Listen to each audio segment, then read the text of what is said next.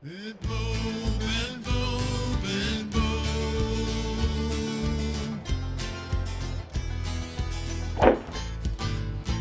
Bend bow, bend bow, bend bow.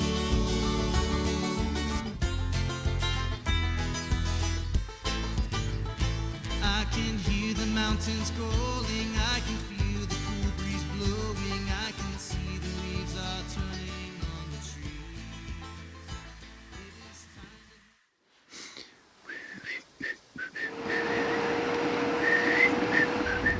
Well, we got a Nevada elk tag and we're going hunting right up there.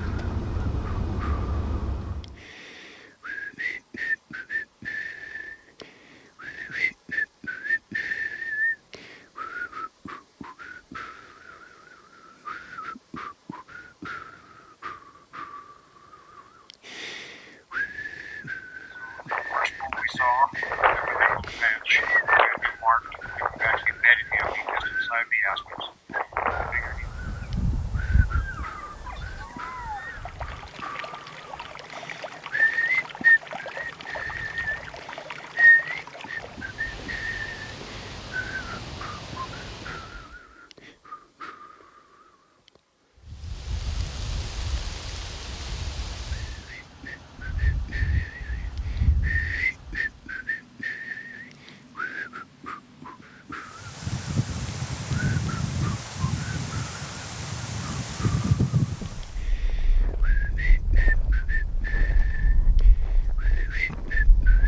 Well, this is what some of what I have to look at looks like.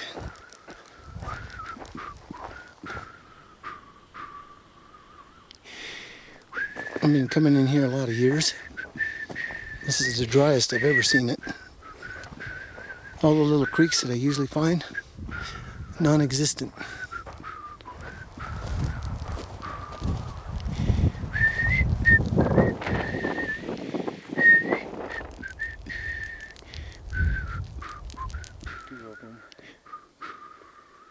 We're in the 380 and 390 class. The bad part about it is, unless your name's half-cock and you got a 50 millimeter, you're probably not going to take one.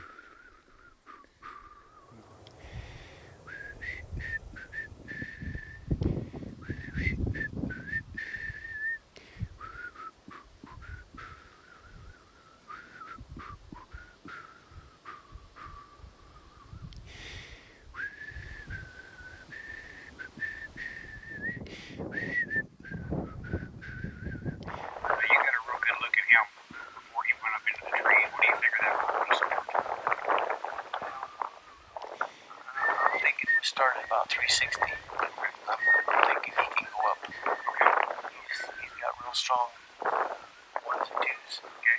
His threes are the strongest of any of the bulls I've seen anywhere out of.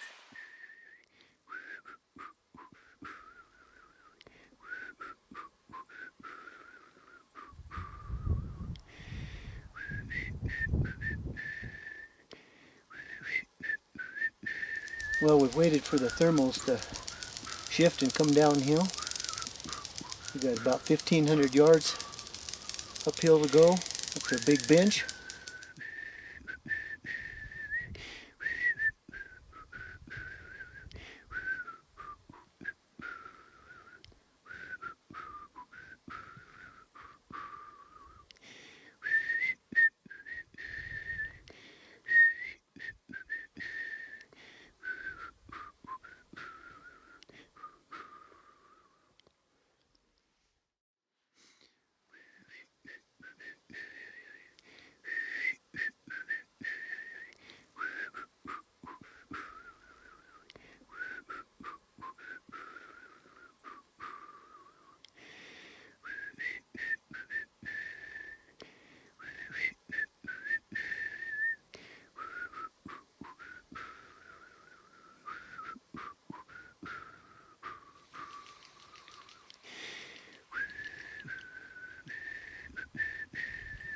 Did you see that? Yeah. That's a pretty nice bull. That's a pretty nice bull. It's went to bed about 8 o'clock this morning. Yep. But now, we gotta wait until about I found the lowest hole we could find. Right now the wind is blowing this way. If it blows that way, he's still over one hill, so hopefully, good night. Good night.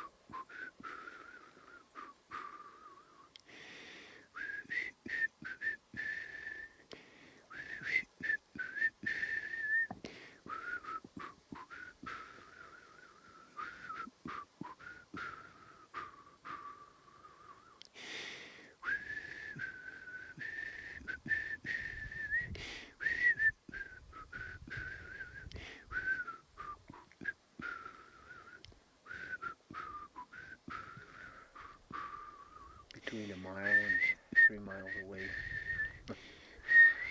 All around.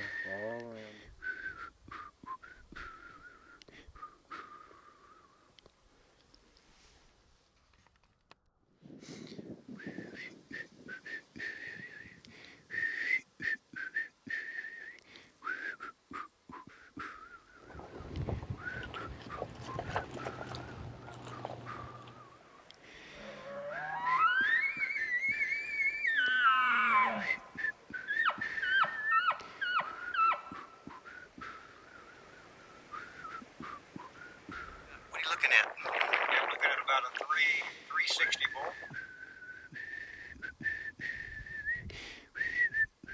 Right?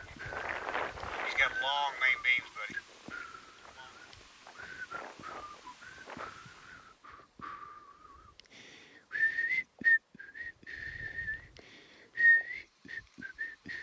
That's a good bull.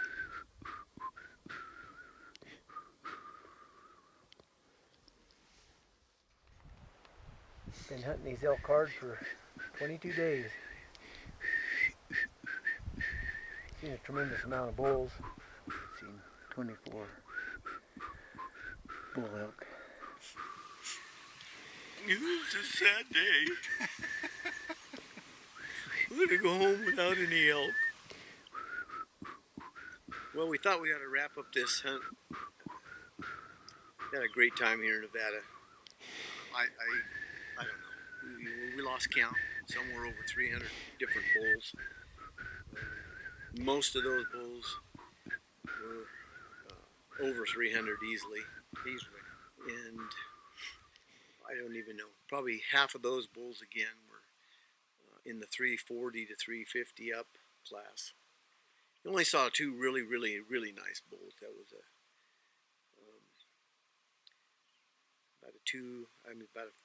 about a 385. Yeah. About a 395. Yeah. And they were 3 to 4 miles away. Last day, and we didn't have time to cover the ground to get to them. No. But again, just one really enjoyable hunt, even though we're not bringing home the meat that we desired or the antlers that were certainly here.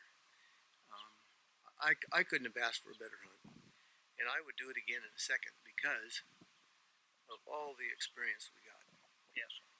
We undoubtedly saw more bulls, played with more bulls than most people will ever see in a lifetime, especially if a person's a rifle hunter.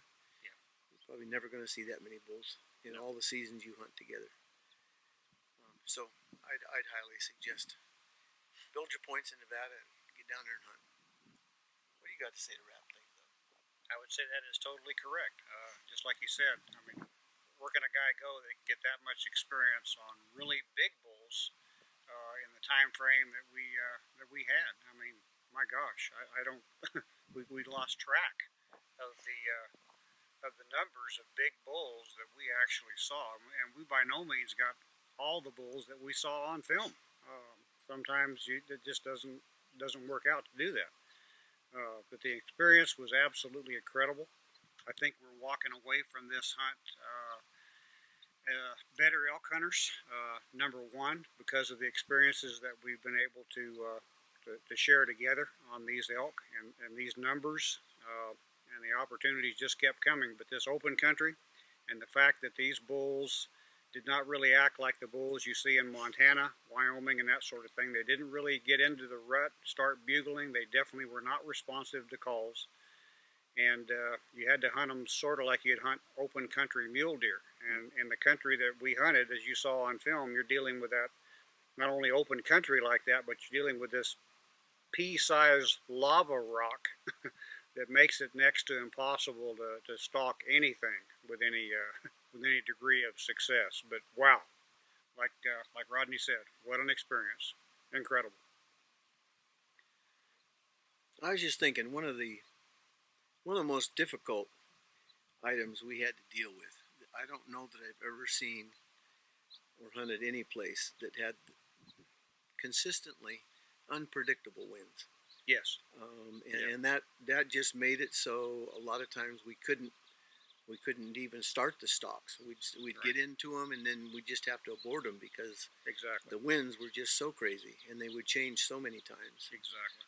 A lot of times we would go down one side of a ridge and go, a mile. Yes. Just to get down below so we could hunt back up the opposite side where we knew the bulls were at. Yes.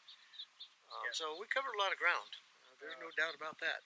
Yeah. And speaking of covering ground, on the average, how many miles would you say we probably covered per day that we elk hunted here? I don't know.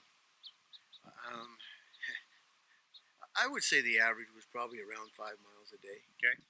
I do know the average number of bulls we saw. The average number of bulls we saw were 17.4 a day Yes. over the 20-day period. Yes. When we went back and divided it out.